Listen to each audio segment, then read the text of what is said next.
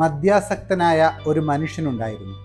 മദ്യപാനശീലം കാരണം അയാൾ പലപ്പോഴും കുടുംബത്തോടും മറ്റുള്ളവരോടും വഴക്കിടുമായിരുന്നു. അയാൾ ആ ശീലം ഉപേക്ഷിക്കാൻ ആഗ്രഹിച്ചിരുന്നു. പക്ഷേ എത്ര ശ്രമിച്ചിട്ടും അതിന് സാധിച്ചില്ല.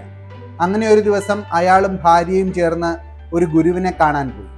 അവിടെ പോയി ഗുരുവിനോട് കാര്യം പറഞ്ഞു. അപ്പോൾ നാളെ വരൂ എന്നാണ് ഗുരു മറുപടി നൽകിയത്. അടുത്ത ദിവസം അവരെത്തിയപ്പോൾ ഗുരു ഒരു വലിയ മരത്തിന് മുകളിൽ കയറി ഒരു ശിഖരത്തിൽ പിടിച്ചിരിക്കുന്നതായാണ് കണ്ടത്. തൻ്റെ പ്രശ്നത്തിനുള്ള പരിഹാരം അയാൾ ചോദിച്ചപ്പോൾ നാളെ വരൂ എന്ന് തന്നെയാണ് മറുപടി ലഭിച്ചത്. ഒരാഴ്ച ഇങ്ങനെ കടന്നുപോയി. എല്ലാ ദിവസവും അവരെത്തുമ്പോൾ ഗുരു മരത്തിനു മുകളിൽ ശിഖരത്തിൽ പിടിച്ചിരിക്കുന്നതായി കാണുന്നു. നാളെ വരൂ എന്ന മറുപടി ലഭിക്കുന്നു. 8-ാം ദിവസവും ഇത് ആവർത്തിച്ചപ്പോൾ അയാൾ അല്പം അസ്വസ്ഥനായി ഗുരുവിനോട് ചോദിച്ചു, ഗുരു, താങ്കൾ എന്തിനാണ് ആ മരത്തിൽ കയറി അതിൽ പിടിച്ചിരിക്കുന്നത്? ഗുരുവിൻ്റെ മറുപടി ഇങ്ങനെയായിരുന്നു, ഞാൻ മരത്തെ പിടിച്ചിട്ടില്ല, മരമാണ് എന്നെ പിടിച്ചിരിക്കുന്നത്. അയാൾ ചിരിച്ചുകൊണ്ട് ചോദിച്ചു, ഗുരു, അങ്ങേക്ക് ആവശ്യമെങ്കിൽ ആ മരത്തെ വിട്ട് വരാമല്ലോ.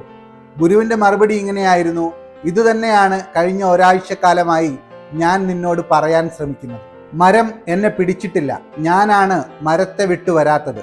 അതുപോലെ മദ്യം നിന്നെ പിടിച്ചിട്ടില്ല, നീയാണ് മദ്യത്തെ വിട്ടു വരാത്തത്.